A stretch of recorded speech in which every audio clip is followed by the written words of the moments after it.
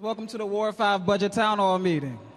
Continuing the practice that Mayor Gray started at the beginning of his administration, the mayor will brief the residents ward by ward on his proposed budget for the coming year.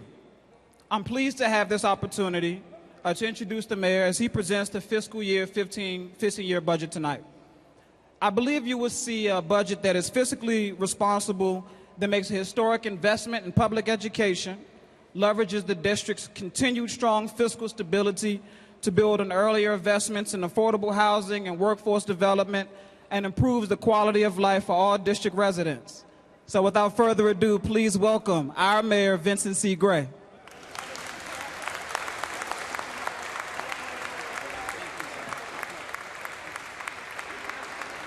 Thank you all.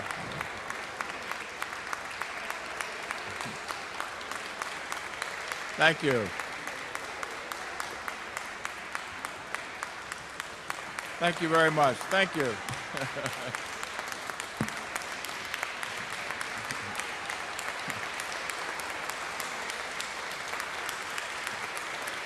Thank you. All right. Thank you, Ward 5. And everybody else. I want to thank you all. This is actually our 10th town hall meeting. You know, somebody asked me in the beginning of this process if I wanted to do the town hall meetings this year, if I wanted to combine them and do 2 wards at a time. I said, I'm not doing that. I said, we're going to do this the way we've done it before. And that is, we're going to get out and be with people and talk to people and answer people's questions, because even though we know, I think we have 8 months left, it doesn't matter to me. If I have 8 minutes left, I'm going to work my 8 minutes, okay? I have told people that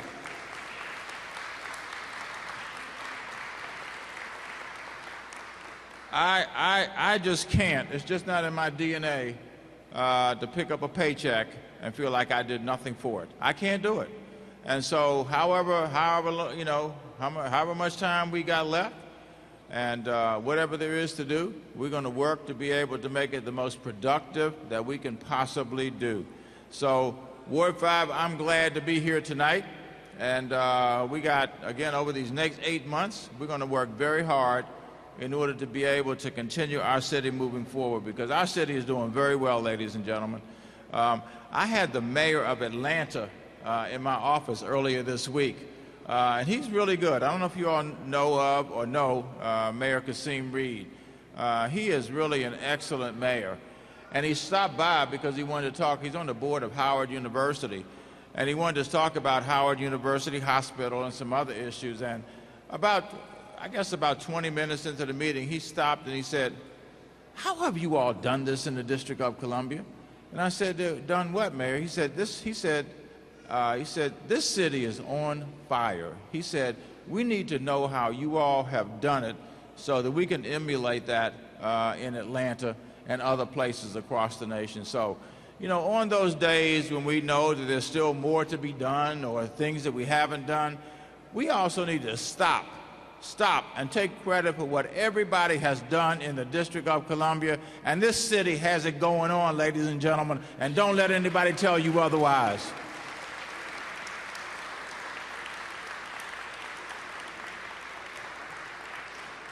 Before we launch into the presentation, I want to thank those who are co-hosting with us tonight. And I think every ANC in Ward 5 is a co-host tonight. ANC 5A, 5B, 5C, 5D, and 5E. And I think that's all of our advisory neighborhood commissions in the District of Columbia. And I have an enormous respect for our ANCs because they work very, very hard. And I think we all know they get no pay. It's just the satisfaction of being able to do something for the people who elected you and the people who look to you for leadership. So ANCs, thank you so much for doing what you do every day. We have a couple of other folks that are co-sponsoring too. Better Method Development Center is one of those. Yeah, how about give it up? Give it up for them. Thank you, Mark. And also the Bates Civic Association, which is one of our co-sponsors tonight as well. You know, I haven't taken the time, and I'm going to do it tonight collectively, to say how much I appreciate. We call them the ones, okay? The Office of Neighborhood Engagement Liaisons. They do an absolutely fantastic job, and almost every one of them has been here the whole time that I've been here. So I am grateful for them. They work very hard. They're out all the time. They are very responsive to people, and sometimes they get issues that people have gotten, upset about long before it got to them. And so, Mark, I'm going to add, you symbolize, the ones, and there are, I don't know, a total of maybe, how many? 14.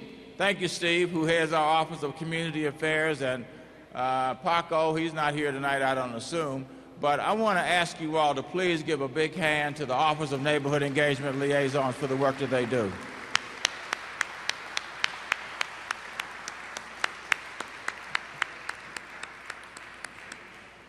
All right, our CFO has been at every one of these meetings, but he is not here tonight. So we have a new CFO who took office earlier this year. He came from, it took us 11 months to get him, by the way.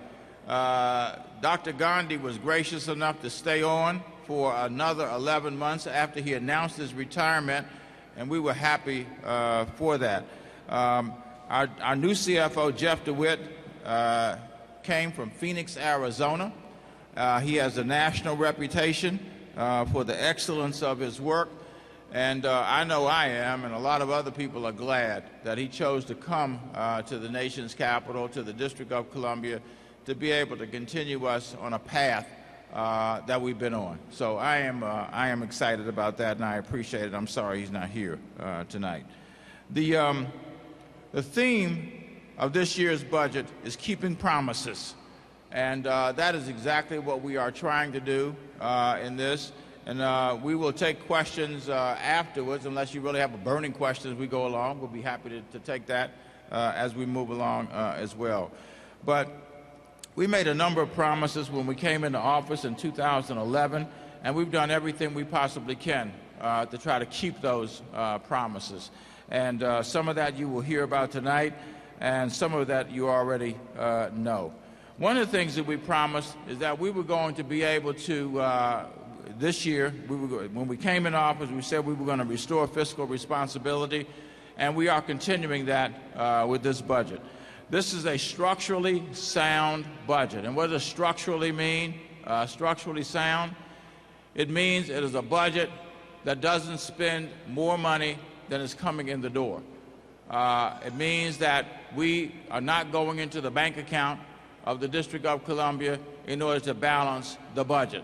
And that is an important principle that we have followed since we came into office, and one that is important to our rating agencies on Wall Street as well. We have maintained our 12% debt limit. The charter, if you will, the Home Rule Charter, allows us to go to 17%, but however high that number may be, it takes money away from the operating budget, because then you've got to be able to do the debt service. So we established a 12% debt limit, actually when I was the council chair, and we have maintained that debt limit, and we are continuing to do that with this budget and in the out years. And then thirdly, and I hope you all will like this, there are no new taxes and no new fees being imposed in this budget.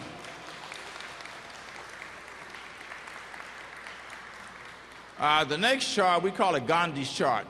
Dr. Gandhi was the one who came up with this chart, and it covers a period of about 22 years, and it shows the pattern of our bank account, for want of a better way of putting it.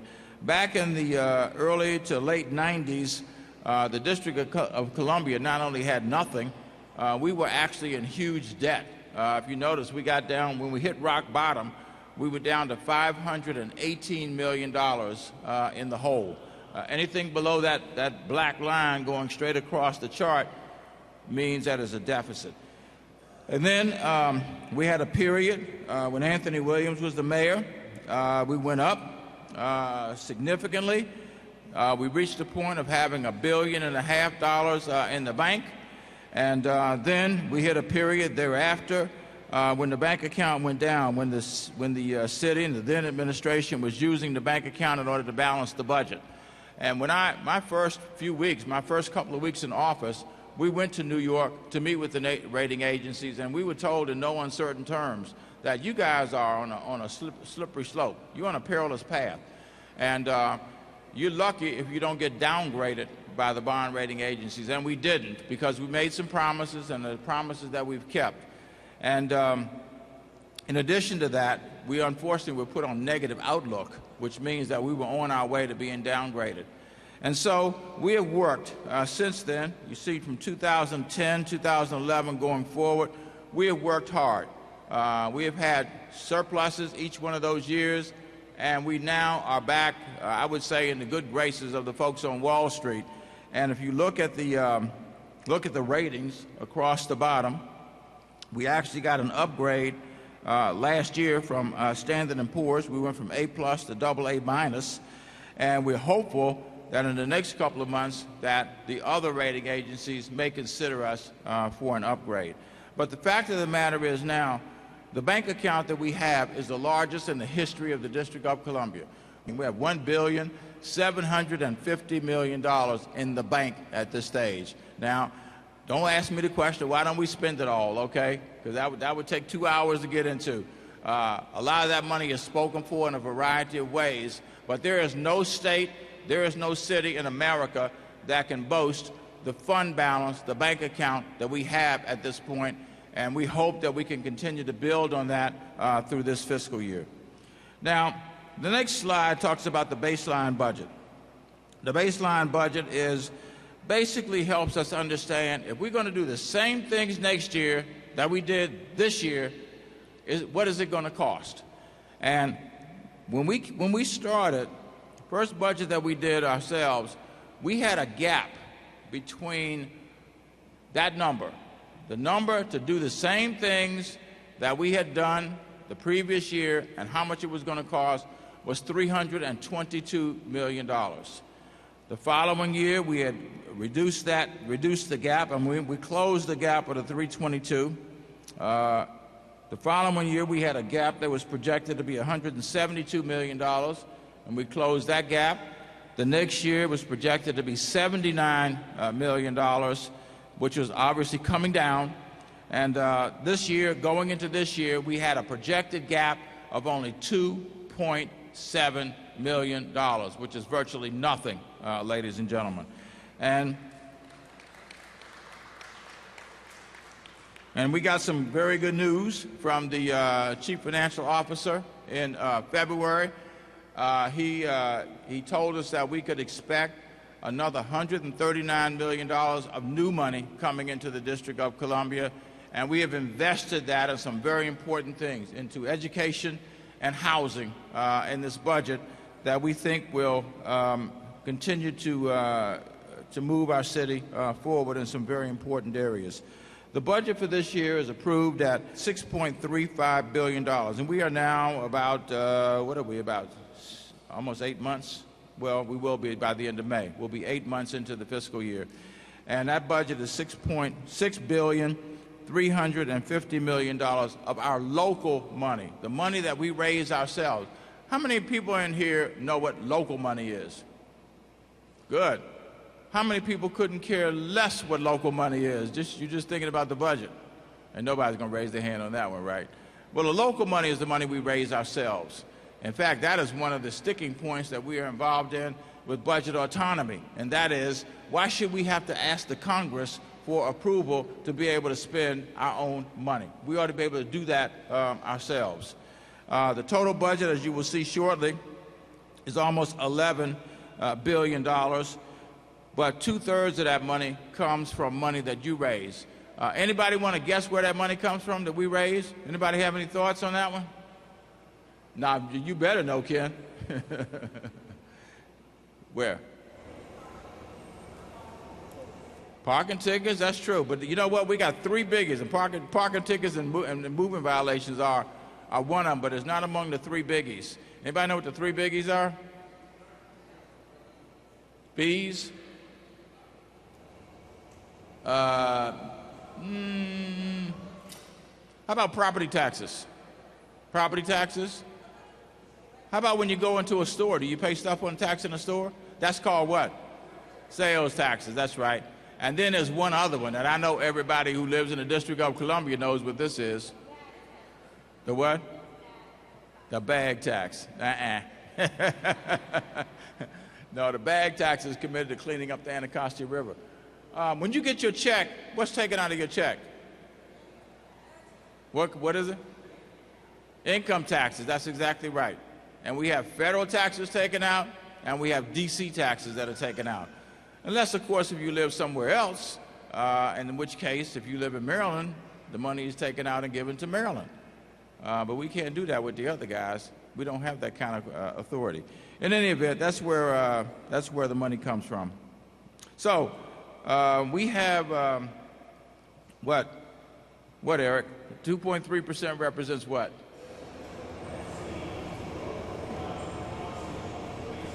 The growth of the budget, right? The growth of the baseline budget into fiscal year 15, into next year. And then our folks put this in here. I don't know what it means. I mean, does it have a relationship? That our population is growing by 2.1%. You know, we have, what, 1,100 people coming into the city, net gain every month. So, you know, annually, that, if you do the math, 12 times 12, that would be 14,400 new people coming into the city, just based on those projections. Now, does the 2.1% have anything to do with the 2.3%? Probably not, but it sounds good. Oh, for the new people coming in, right? Everybody, I got it, okay. You know, I mentioned that the budget is about $11 billion. It's actually 10.7. And the lion's share of the money, see that blue sliver over there, that blue piece of it? That is 40% of the budget, and that goes to human services. Our health care services, our services to seniors, our payments to people who receive TANF every month. Everybody know what TANF is? Okay. And then the next biggest area is public education, $2.19 billion going to public education. And I don't think anybody would argue with the importance of that, would they? Anybody want to argue with that one? You don't want to argue with that, do you, Abby? And we're going to talk a little bit more about that. Anyway, 60% of the budget goes to human services and public education. The one I like to pick out of all of those is economic development, because it may be the best money that we spend. It is what's helping to generate so much growth and development here in the city. We have finished, I was talking to Victor Hoskins, our Deputy Mayor for Planning and Economic Development, and we have completed now, I think, about 68 projects since we started. And some of them are major projects that are now generating dollars for the District of Columbia. So it's the only other one I want to mention there. The source of money I've already talked about in terms of the tax revenue coming into the city, the local funds, and that's the big blue piece there. And the other big one, it's the only other one I'll mention, is Medicaid. Medicaid is the public insurance company, public health insurance company. And we get 70% of our eligible Medicaid costs paid back to us by the federal government. And that actually totals about $2 billion a year. It is the biggest budget in the District of Columbia, and that is the health care finance budget, and in that Medicaid. There are 4 pillars to this budget: continuing to improve public education, continuing to invest in affordable housing so we can keep people here in the District of Columbia, encouraging economic and workforce development, and the overall one, improving the quality of life for everybody here in the District of Columbia. Now, on the education front, we are investing $116 million additional dollars. It is the biggest single investment that we are proposing in this budget. $116 million. 112 of that will go to the District of Columbia Public Schools and the public charter schools, because for every dollar that the D.C. Public Schools gets, the same $1 has to go, then a similar dollar has to go to our public charter schools, so that of $112 million going to both, roughly it would be half and half. What would that be? About 60, I don't know, 60, 55, $56 million, about $56 million going to each. And we're also putting $60 million into an adequacy study, which is a part of that 112. That was a study that was conducted to determine if we were investing enough money to be able to get to the point where we believe that we are providing an adequate enough education for the children who attend our public schools. The additional $4.2 million we're proposing to put in infant and toddler programs. We have, I believe anyway, I think we have the most robust early childhood education program in America. Many of you heard me say 70% of our 3-year-olds go to school all day, every day, and 92% of our 4-year-olds go to school all day, every day. And now we're proposing to put additional money in improving the quality of our infant and toddler programs, and also adding slots. This would allow us to add a couple hundred slots to our infant and toddler programs, making them even more accessible than they have been in the past. We're going to proposing to put $1.6 billion into our construction and modernization of schools, and you'll see some of those schools in a second in Ward 5. We have, by the way, projected the largest enrollment in 25 years in public education in the city. We are projecting that there would be 86,668, almost 87,000 students in public education next year. And that's the charter schools and D.C. public schools combined.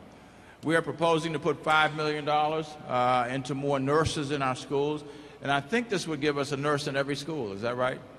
Which would be the first time in a very long time that that has been the case.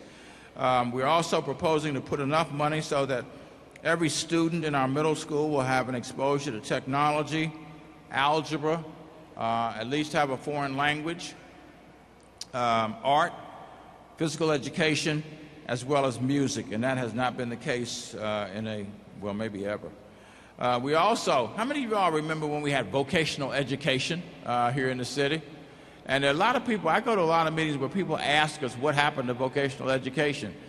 And the answer was, back in the 90s, somebody made the decision that vocational education wasn't working, and so instead of changing the curricula, they just eliminated the whole thing and closed some of these schools. Bell was closed and became a part of the Columbia Heights education campus. Chamberlain was turned into a charter school. Phelps has been reopened as an architectural and construction education campus. But we are proposing, we've been working since last August on bringing back in a current way career and technical education schools. That's the new term. We don't call it voc ed anymore. It's now career and technical education schools. They are being brought back. The planning started last August, and they will be open, right, Abby, this August? They will be open, 9 of them. They will be opened in our existing high schools. They will serve between 200 and 300 students each, and will restore what used to be called voc ed to our schools. We're also putting in $175,000 so that every student, 11th grader or 12th grader in the District of Columbia who wants to go to college and has to take the SAT, which will be everybody, that you can get it free. That the city will pay to make sure that our children don't have that as an impediment to them being able to go to college. And we have about 7,000 young people who are disconnected in the District of Columbia. And we're proposing to open a new DC Youth Engagement Center. And that center will be designed to reach out to young people who are in that 16-year-old to 24-year-old category. Young people who in one or another way have gotten disconnected from the institutions in the District of Columbia. This will give young people who've dropped out of school a chance to get reconnected.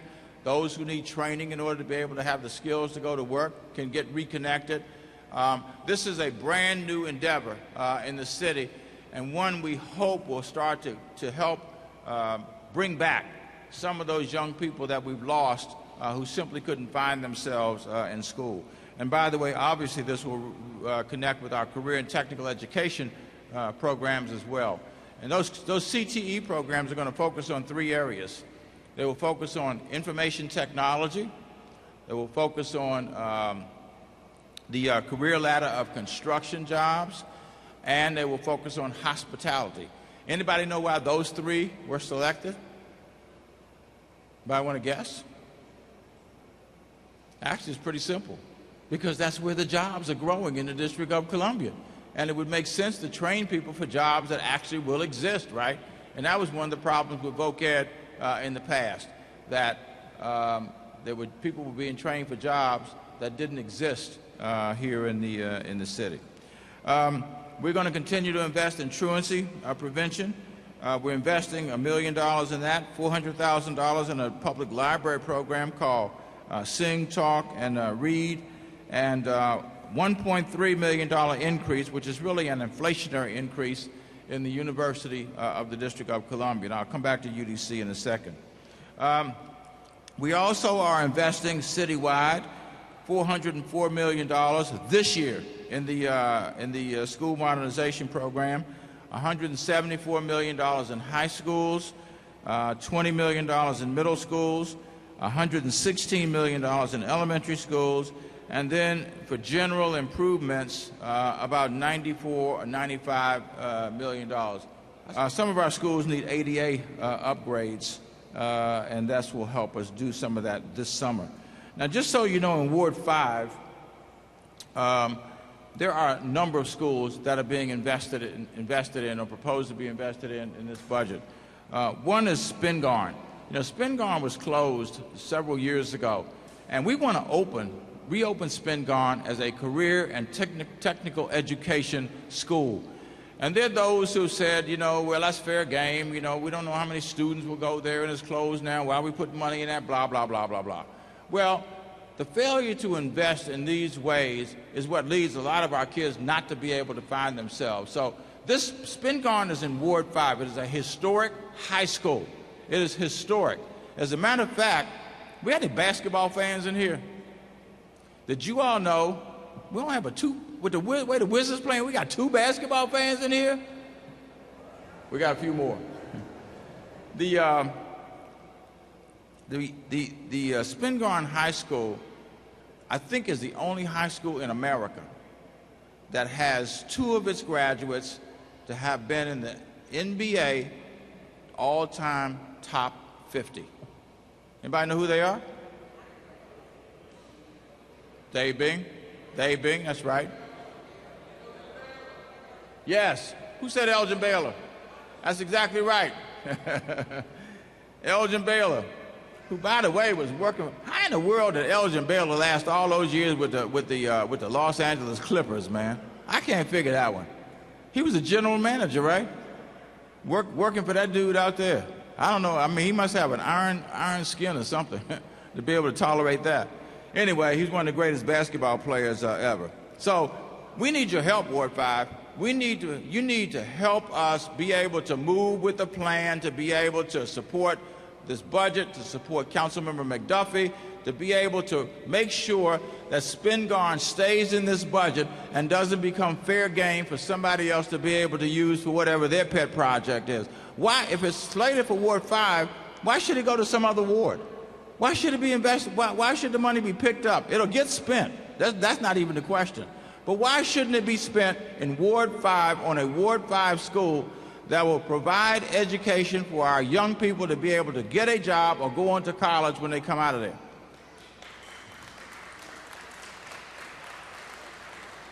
I heard somebody say, well, they can go around the corner and go to Phelps. Man, anybody that's from the District of Columbia knows that you don't tell somebody that if you want to go to Spingarn, you go to Phelps. Or if you want to go to Phelps, you go to Spingarn. You just don't do that. It just doesn't work that way. And Phelps has, you know, an architectural and construction education program. The concentration at Spingarn would be on transportation, because we're building a new car barn in front of it. I know not everybody likes the car barn, but it is going to be the first car barn built in the city that will allow for the maintenance of our streetcars, and it will be healthcare services that young people will be trained in there as well. And I can absolutely assure you, Ward 5, if you all do nothing, there's a good chance that this will be gone. So when you look up and it's gone, don't call me, all right?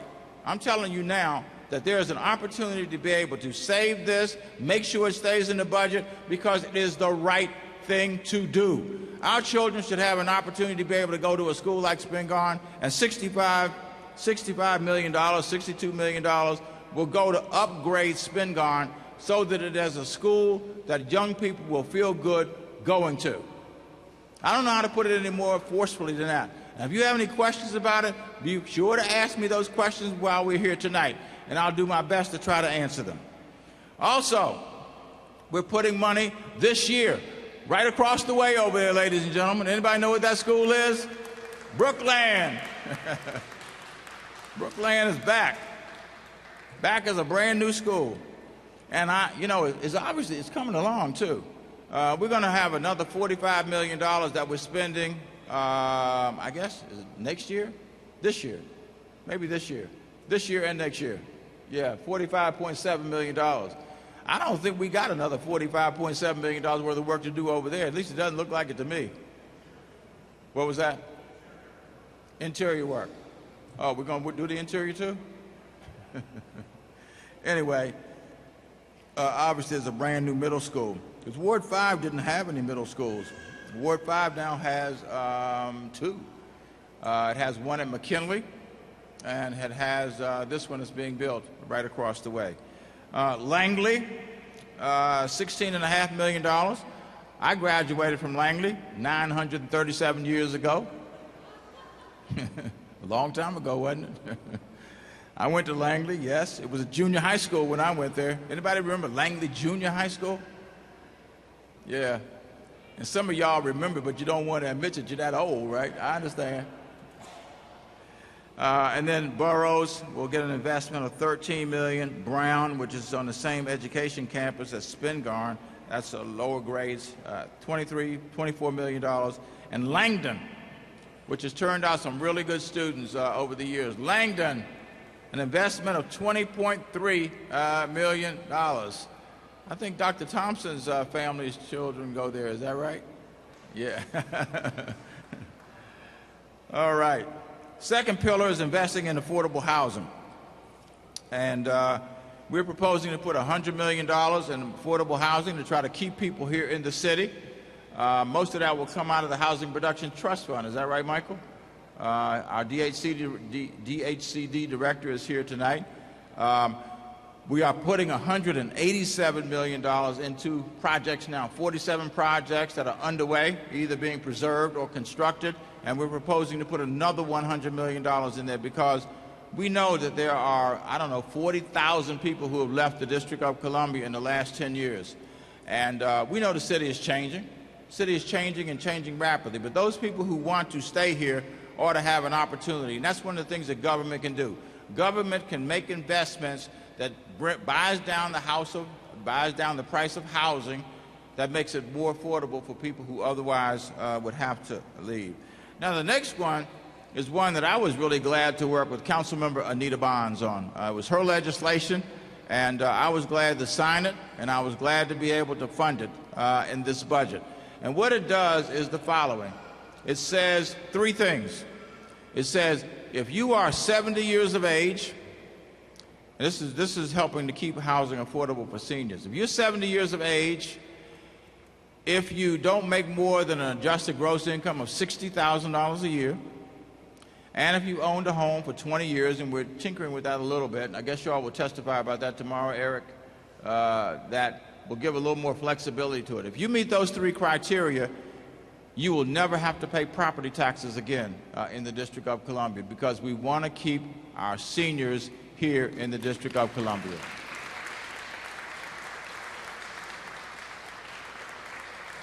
We, like many cities, have people who are homeless in our population on the streets. We are proposing to invest $4.5 million in helping to get them off the streets. We've gotten about half of them off. The city of Phoenix and the city of Salt Lake both have now gotten to a point where they have gotten all their veterans off the street. You know, and that's a disgrace. It's a disgrace for somebody to go off and serve their country and then come back home and have no job and have no place to live. I don't know how America can do that. Well, we're going to take care of our own here in the District of Columbia, and that is we're going to get the rest of the veterans off the street. And we think there may be another, I don't know, 250, 300, 350 veterans who still are in the homeless population. I don't have an exact number, and I don't think anybody has an exact number of how many there are. But it isn't hard to find out. In fact, when we do the point-in-time count, which we do, when did we do that, David? Back in January? January. We find out who, as best we can, we find out who's a veteran in the homeless population. And those are our best numbers at this stage. We're investing money in our vouchers, our local rent supplement vouchers. All right, Eric, your turn. It's your last shot at explaining. Eric has become an expert in the Heat and Eat program. So I'm going to give him a chance to be able to explain to you what that has to do with LIHEAP, which is our low-income home energy assistance program. Right, okay. Thank you, Mayor. This is a really exciting initiative here in the budget. $1.3 million, as the Mayor said, for our Department of the Environment's low-income home energy assistance program. Specifically, it's for a subset of that program called the Heat and Eat program. And what this program does is it provides direct benefits to families in the city receiving the Supplemental Nutrition Assistance Program, which used to be called food stamps here in the city. What the mayor has been able to do here is we were informed of a change in federal law, federal matching funds requirement, when the federal government changed the Farm Bill this year. And what it required is it required about a 20-fold increase in the amount of match we had to provide to be able to access federal funds. So what the mayor did is he didn't want to lose any federal funds that are going to go to our families here in the city, so he increased the amount of matching funds we would set aside, so that money goes directly to our families in the city that are in need of energy assistance. It may be to keep the heat on during the winter or to keep the air conditioning on during the summer, to make sure there's not a situation where somebody gets forced out of their home or into an uncomfortable situation because they may miss just one electric bill. So this program not only provides that, it also maintains the full amount of federal funds here in the city and keeps people in their homes. Thank you, sir. All right.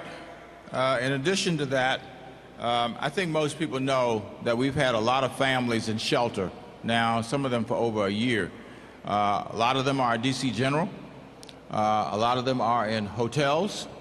And we were absolutely overrun this past winter. I guess January was the month when we saw some 300-plus families added to the number of families that we had in shelter. We got up to well over 700 families in shelter in one place or another. We have made a commitment to, and the program was kicked off on April 1st, to place 500 families in 100 days. And I think the 100 days will be probably around the middle of July when that is up. And as of the other day, I think we had gotten placements or apartments for 68, maybe 70 families at this point. So we got a ways to go, but it's going in the right direction, and the numbers are coming down of those who are in shelter. Our staff just went out to, we came up with an idea, and then we found out it was another state also doing the same thing, and that was to engage our faith community, asking a mosque, a synagogue, a church, whatever the case may be, to just as a part of their social justice mission, to reach out to one family that we would match them up with. They would be trained, right, David? and they would then be responsible for trying to put that safety net under our families. We will pay the rent through our rapid rehousing program. We'll pay the first 4 months, and if somebody is following their plan, we'll pay another 4 months after that. And if they're following their plan and doing, coming along, we'll do another 4 months after that. But a lot of the families who are in shelter are very young people. 48, 50% of the families who are in shelter, the head of the family is somebody who is between the ages of 18 and 24 years of age, which means they probably have never had to manage anything. And that's what happens. It isn't so much finding a place for families, it's them being able to manage the stresses of day-to-day life, to make your rent payments on time, to know how to manage your food money, to know how to make sure your family has clothes. And that's what we're asking our faith community to step up and help us do. We're not asking them to put up any money. All we're asking them to do is what they say they do every day, and that is engage with your social justice mission, because we are helping to pay the bills. In fact, if you do the math, you'll figure out pretty quickly that the cost of the rent is far cheaper than what it is to be able to keep people week after week and month after month in shelter at DC General or in a hotel.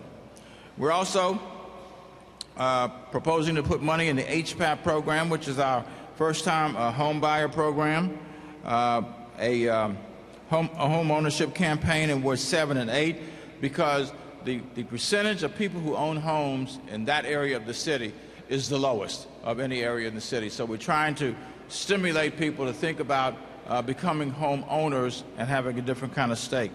And then $250,000 that would go into the Office of the Lieutenant Advocate for emergency relief. The third of the 4 pillars deals with economic and workforce development. $4.2 million to go into adult job training. I mentioned CCDC, which is a part of, right now, UDC. We hope that one day it will become independent, the Community College of the District of Columbia, putting $2.5 million in there. And we now, by the way, have the first ever workforce development system here in the District of Columbia. And what does that consist of? The Department of Employment Services, the Community College, our Workforce Investment Council, our Workforce Intermediary Program, and of course our Career and Technical Education Academies, which are in our schools. Now we'll be working much more closely together to coordinate positive outcomes for our young people. We also, this is Nick Majette, who was our DCRA director, who is now, for those of you who don't know, Nick is now the Chief Administrative Officer of Prince George's County, which means he's like the city administrator for the entire county. And I can't think of a better choice. And I think Nick didn't want to leave the city. I said, don't worry about it, Nick. We just count Prince George's County as Ward 9. That's just another one of our 9 wards here in the city. But, we know he's going to do well. In fact, his successor is here tonight, Ravi Sabakan. Ravi, stand up so people know who you are. He's been the deputy at DCRA, has done a terrific job there, and is now stepping in to continue the work of DCRA.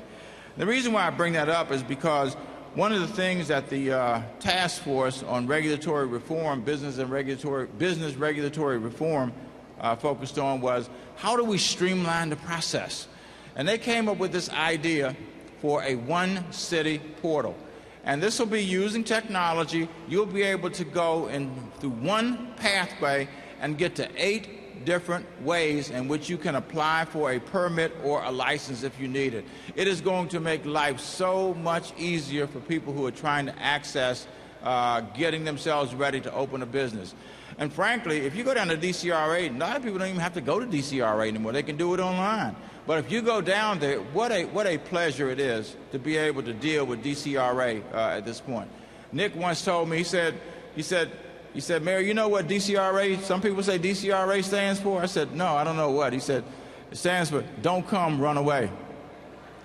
Now, that's negative, isn't it? But you don't have to, we don't roll that way anymore, do we, Robbie? We don't roll that way anymore.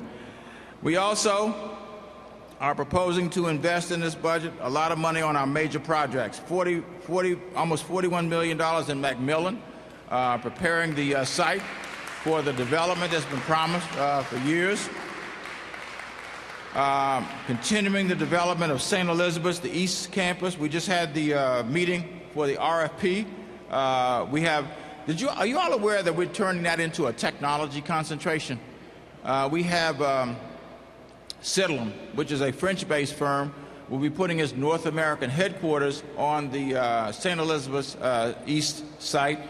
And we got a company that's coming. If I had mentioned this before and said we were working on this, they would have thought I should have been committed. Can you imagine the following? That coming to Ward 8 in the District of Columbia with an innovation center is Microsoft. Microsoft will be locating the St. E's in the middle of Ward 8 in the District of Columbia. That is huge, ladies and gentlemen. And we already are working on the academic partner for that effort.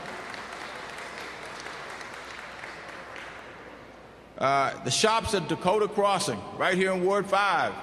Bob? Fort Lincoln had never had any retail at all over there. And we said when we came in, we're going to work to get this thing done. And now we have a Costco. How many of y'all been to Costco? I don't go to a meeting where less than 2/3 of the people say they haven't been to Costco. Costco did, at least we're told anyway, at the end of its first year, which was the end of November, $150 million gross revenue. And you know, a lot of that's probably because they sell liquor over there. Got a lot of people going over there to buy booze. And they have a gas station over there now too, right, Bob? So you can gas up, buy your stuff.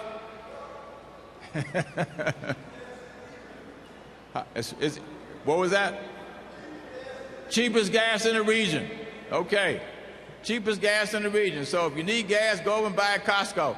That means those tax dollars stay right here in the District of Columbia, you all.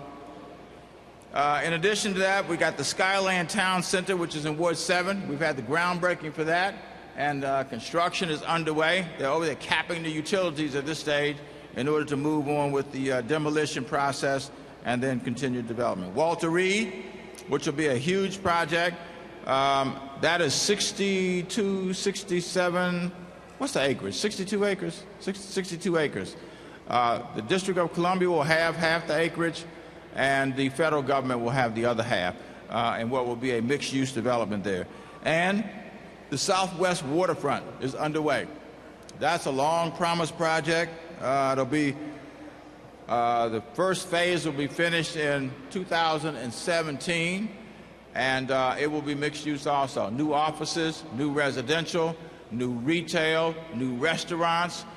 They already have started the work on the slips, the piers down there. They're being moved out, which is the first stage of development of the Southwest Waterfront.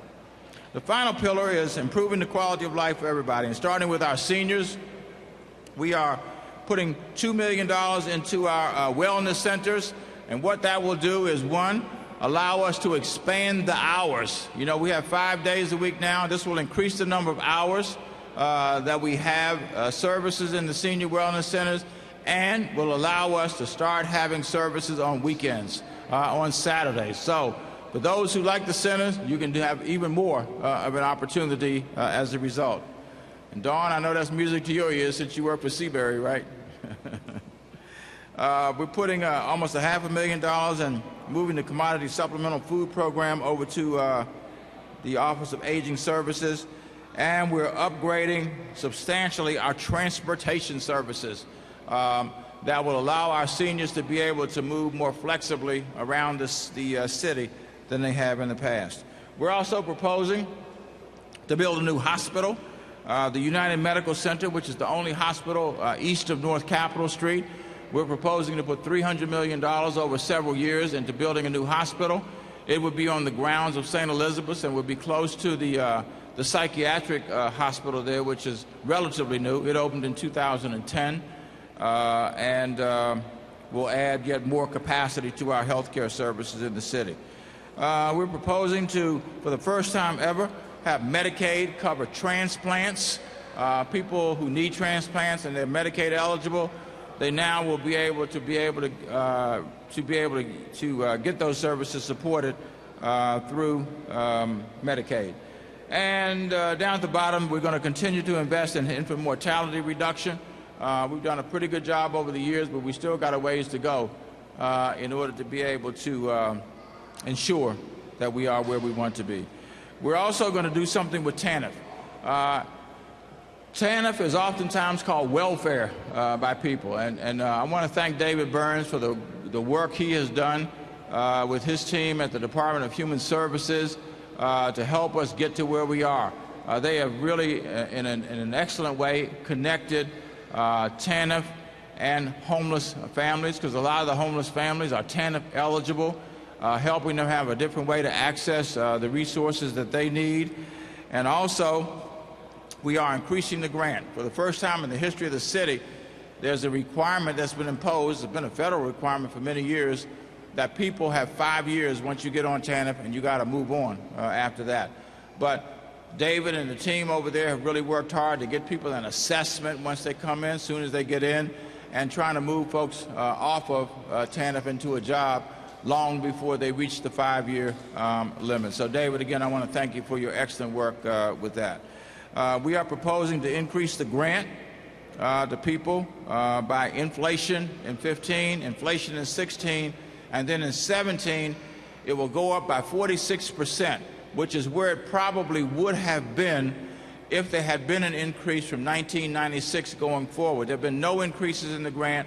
In fact, there have been some reductions since 1996. And this will put us on a par roughly of where Maryland is, still recognizing there's a requirement that folk have to go to work, and you won't get more than 5 years for the TANF program. We're putting money into Parks and Recreation. $25 million will go into Ward 5 recreation centers. Edgewood, $14 million. The Arboretum Recreation Center will get $9.2 million. And in addition to what we're doing with Langdon School, another $1.4 million will go into the Langdon Community Center. And most of you probably know that we have been building a memorial to Chuck Brown, who is one of our treasures, one of our home folk, and it will be ready. The ribbon cutting will take place on August 22nd, which is Chuck's birthday. And there you see a rendering of what it will look like. It will be really nice. And I think hopefully everybody will come out, not just for the ribbon cutting, but to use the services that will be there.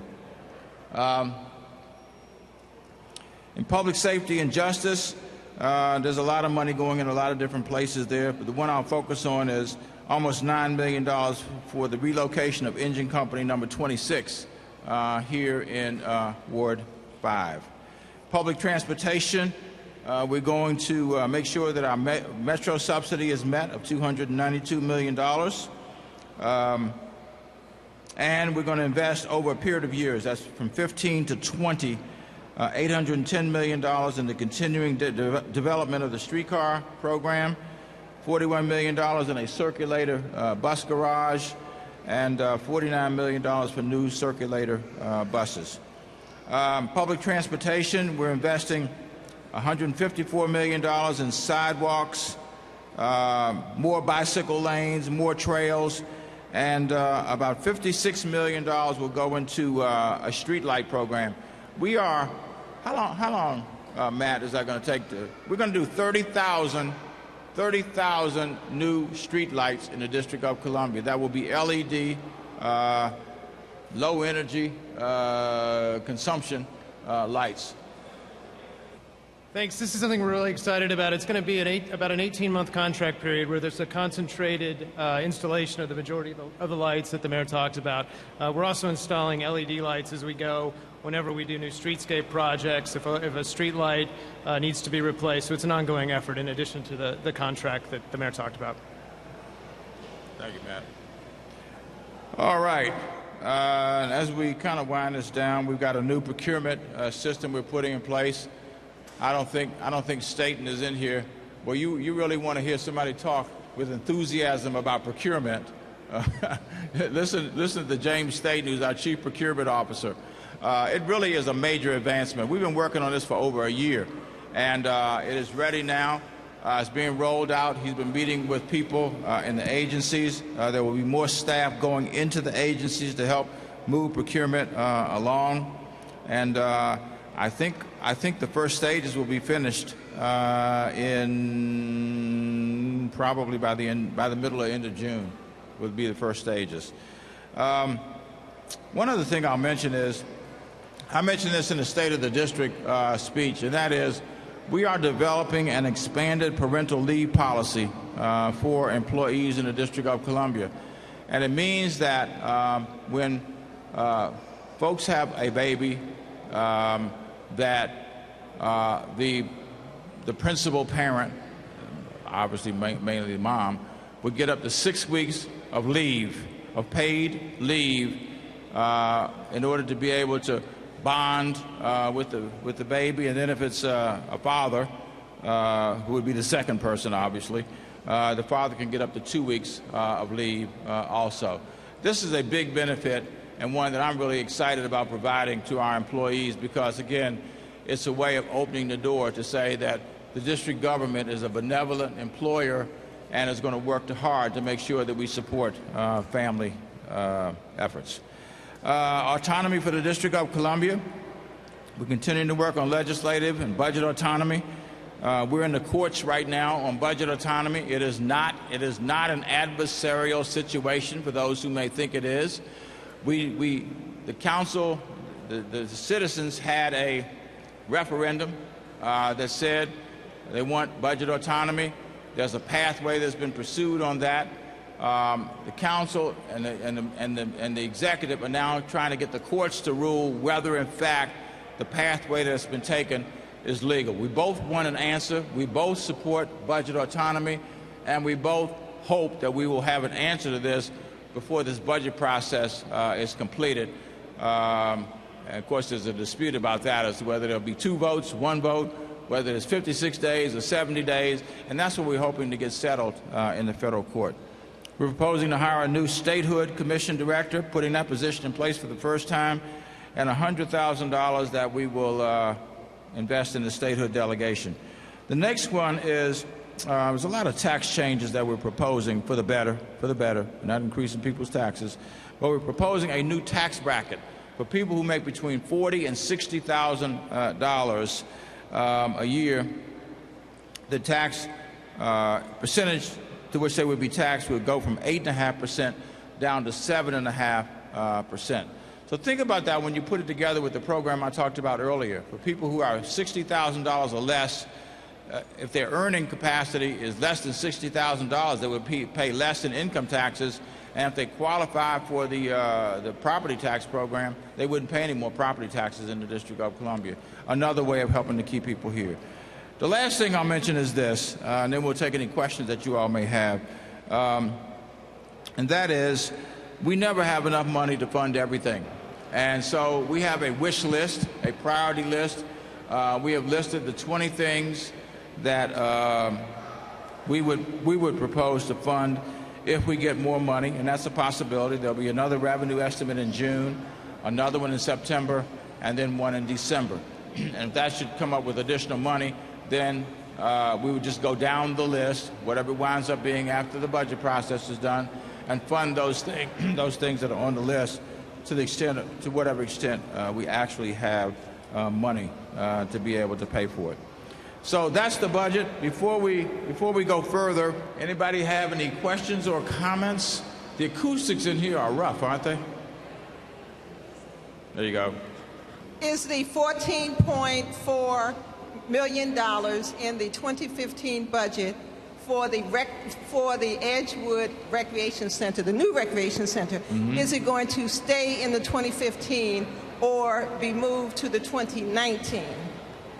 I think it's in 2015, isn't it, John? We're going to check right now. It's a good question. It's a good question. Yeah. Thank you. Hey, John, can you bring the book over here and give her the answer? Go right ahead. Go ahead. Thank you for coming out tonight, Mayor. My name is Michael Morrison. I'm Commissioner for ASC 5B03. I just wanted to ask quickly, in regards to the economic development, you mentioned that that's the best money spent, and one thing that we didn't hear about is the Main Street program. Sorry, one thing that we didn't hear tonight is about the Main Street program as part of the economic development. You had mentioned that some of the best money spent. I believe, if I'm not mistaken, it's come to my attention that that funding across the city is going to be reduced a little bit, and I know in my area that that has had a great impact, and people are very interested in. The Friends of Rhode Island is managing that program, and there's a lot of attention on that, and they've done a lot of great work to get businesses interested and look into that area. And they also have the Clean Team program, help administrate that, and with the rising minimum wage, we just want to make sure that they're able to and also they just took the reins of that, so we want to make sure that they're able to get up and get moving with that. So if you could have any comments on that, please. Thank you. Yeah, I don't know if I got every word of what you said, but I think I got the gist of it around the Rhode Island Main Streets program. My understanding is that in the proposed budget, there's a reduction in funds from the funding level of last year for the main streets. I don't think so. No, I don't think so. Rich, can you speak to that? Rich is the Chief of Staff with the Deputy Mayor for Planning and Economic Development. No, there's been no reduction in those funds. In fact, we did a $200,000 award on Rhode Island Avenue about 3 or 4 months ago, and our Great Streets program is actually being expanded. The corridors for Great Streets, in which we've given out $4.8 million over the past year. Those corridors are going to be expanded so we can continue to provide dollars necessary for small business to expand. And Rhode Island Avenue is one of the new corridors for Great Streets. Sure, but and my point is not on Great Streets; it's on the Main Streets program, which are two. Yeah, the Main Streets, right. We just launched the Rhode Island Main Streets program a few months ago. Right. We did it with a lot of fanfare, up on Rhode Island Avenue, which is the right place to do it. Right. I don't think that there's any reduction at all. There's no reduction in the Main Streets money. If you leave your contact information with Rich, we'll get back to you to make sure that we have it with some precision. Okay. Sure. Thank you so much. Sure. Yep. Good evening. Is anybody here from Employment Services? Anybody from Employment Services? Yes. I don't know. Usually Tom Lubarello is here, but I don't see Tom in the audience. And by the way you phrased that question, they might be glad they didn't have. No, because can I talk to you offline? It's very important. Sure. Thank you. Yeah. I would suggest that we get our budget director or one of the budget staff to talk with you now, so we can find out what the issue is.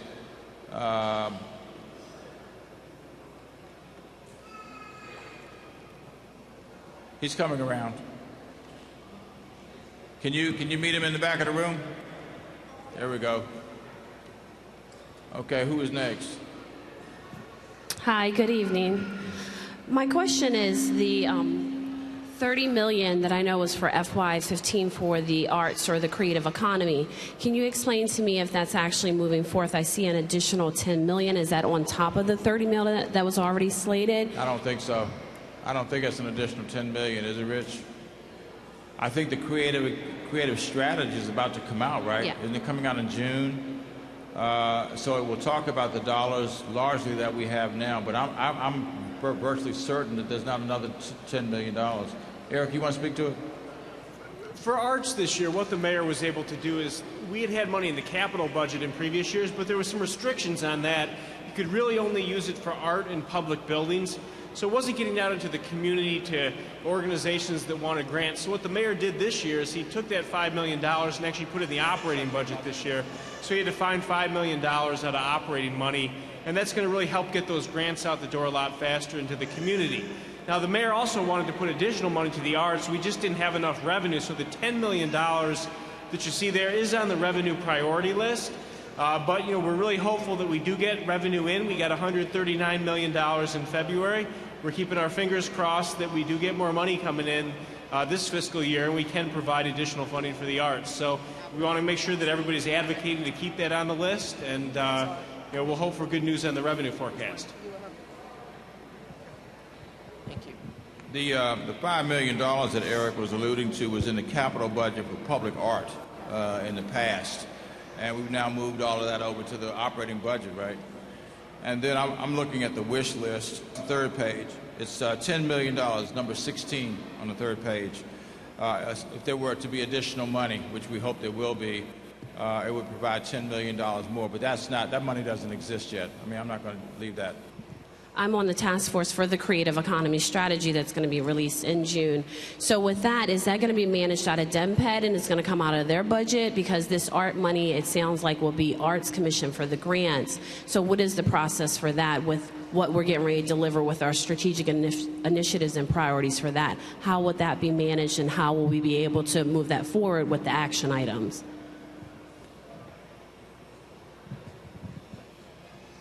Yes, thank you. The Arts Commission will manage that money through a competitive process. All grants that they give out are done on a competitive basis. They have certain categories for it, but it will be all awarded competitively. Now, DIMPED oversees the Arts Commission, so they will certainly have a role in making sure that the priorities that are identified for the competitive process coincide with the creative economy strategies. So Rich Nichols will be working very closely with our Arts Commission to make sure that all of those priorities are in sync. So, Kathy. Good evening. Good evening. Thank you again for an excellent presentation, an excellent budget, and thank you again for your leadership. I'm really pleased by your leadership. I know the people that I talk to every day that I represent, we have the same sentiment. So we can't thank you enough. So you really, please know that as you continue to serve this city, that many of us think that you have done an exceptional job. Thank you. I appreciate that. You're welcome. Since this is National Police Week, Law Enforcement Week, I wanted to ask you about the public safety portion of the budget.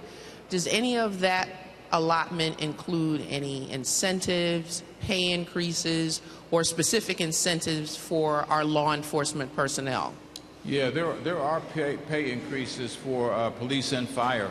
In fact, the police contract was approved day before yesterday by the council. We would like to have given that pay raise to the police officers this time last year, but the police officers union took the issue to arbitration, and that dragged it out for another 12 months. And what they wound up doing was getting virtually the same thing that they would have gotten if we had done it a year ago. So yes, it includes it's 4%, I think, for the first year in order to make up for that year that was lost, but then it's 3% a year for the duration of the contract. And the contract, I think, I don't know how long ago, it was 3 years, 4-year contract? 2017. So they're guaranteed a pay raise, Kathy, through 2017, which, by the way, this is the first pay raise that the police officers have gotten, I think, since 2007. Thank you. One final question. The Police Officer Next Door program, is that still a viable program? Because I've had a number of questions about that, but I couldn't find any information about it. I'm not sure. That's the program where you get certain incentives if you live Absolutely, in the district, because we certainly want our first responders to call the District of Columbia home. Is anybody from MPD here who can answer that question? To my knowledge, we do not have that Officer Next Door program. Okay. Okay. Good evening, Mr. Mayor. How you doing, Mr. Syndrome? You're looking well. Thank you, sir. Understand 71 and counting? Look at, they were 21, maybe 22. 71 and counting, I understand? Oh, no. No? In any event, I like you. I like you even better. Take that trolley folly off the table. $800 million. That'll buy a lot of affordable housing, a lot of new fire trucks and ambulances and fire personnel, which we desperately need. And the $1 billion Pepco undergrounding, not a panacea. That money can best be used elsewhere. Pepco is greedy. I didn't say needy. Okay? Thank you, Mr. Mayor. Let me go back to Pepco for a second. You know, Pepco has been bought out by Exelon. And one of the things I understand, I've heard it from 3 or 4 different people now, that one of the things that made the deal attractive to Exelon, which is Chicago-based, was the fact that we are going to underground the wires in the District of Columbia. And I'm going to go into all the ways in which we're doing it, but it was some pretty creative financing that's been done with that. Eric, our budget director, was very involved in that, and it really will be a great boon to the District of Columbia because those who live in areas where the power outages have been pronounced, and I happen to live in one of those areas, it will virtually eliminate power outages in the city. So I appreciate you bringing up PEPCO. You didn't bring it up in that context, but it gave me a chance to mention. Well, I appreciate that, Mr. Syndrome, and I'm very proud of where our city has come. And we have actually added to our bank account, which I suspect you already know. We've added, since we've been in office, $1 billion to our bank account. That's how we're at $1.75 billion at this stage. And, you know, as somebody who was born and raised in this city, I deeply care about the city and, you know, look forward to continuing to work in whatever ways I can to continue to move the city forward. Thank you. Any other questions or comments? There we go. Over there. And you have one too? Okay. We'll go here and we'll go there. Okay? Okay. All right. Good evening. I want to thank you for coming, and I want to thank you for the leadership, for everything you've done for us. My question for you is very simple, and I want you to clarify for me. The budget really looks very impressive. What is the possibility of the budget and everything in the budget being passed before the City Council recesses in August? And whether or not what you leave intact will stay intact after you have left January 1? Well, first of all, the council recess has a recess beginning July 15th, and I don't have any doubt that a budget will be adopted well before that. I'm absolutely certain of it. It's one of the factors on the table in terms of what is the status of budget autonomy. Under the Home Rule Charter, the council has 56 days within which to review the budget. The council now believes it has 70 days, was taking 70 days to review the budget, and that's what the courts will determine, whether that's legal or not. Budgets are always changed. They're always changed to a lesser or greater extent, and I expect this budget to be modified too before it's finally adopted.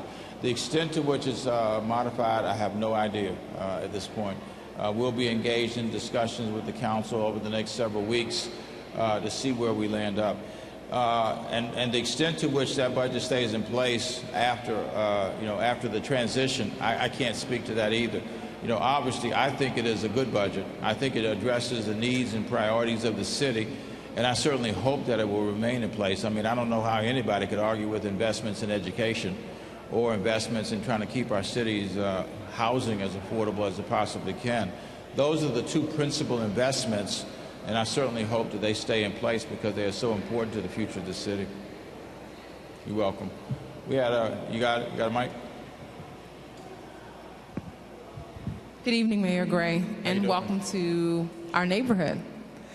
Quick question. I'm certainly not arguing with investments in education, but I haven't heard of the Sing, Talk, and Read program, and it seems that we're investing $500,000 in that. So I'm curious. I'm not sure if the deputy mayor wants to address that, but just curious about that program. Yeah, you got the deputy mayor right in front of you, so if you hand her the mic, I'm going to let her address it. The Sing, Talk, and Read program is something that actually started last year through DC Public Libraries. And the idea is that we need to make sure that our parents of our youngest children, infants and toddlers, even before kids have learned to talk, and certainly before they've learned to read, that how parents interact with their children, singing and talking to them when they are teeny tiny babies, is a really important part of what prepares kids for pre-K and kindergarten and to then ultimately learn to read. And so the libraries have done a program which is both a media campaign but also a direct public outreach through community-based organizations, through faith-based organizations, and we are looking to continue that program on an ongoing basis. Good evening again. The proposed new Edgewood Civic Association Center isn't in the 2015 budget. It is in the 2019 budget. A child playing on the playground now that is 10 years old would be 17 or 18 before the building is complete. As we know, between 2015 and 2019, that $14 million could totally disappear. So I hope that Ward 5 will come out and work to get the funding for the new Edgewood Civic Association back into the 2015 budget. Thank you. Thank you. And while y'all are doing it, I hope you'll fight for Spingarn also. I really do, because I think that one is vulnerable. And I don't want to go to any meetings where people raise their hand and say, what happened to Spingarn, or, you know, the money was used to build this, build that, build the other.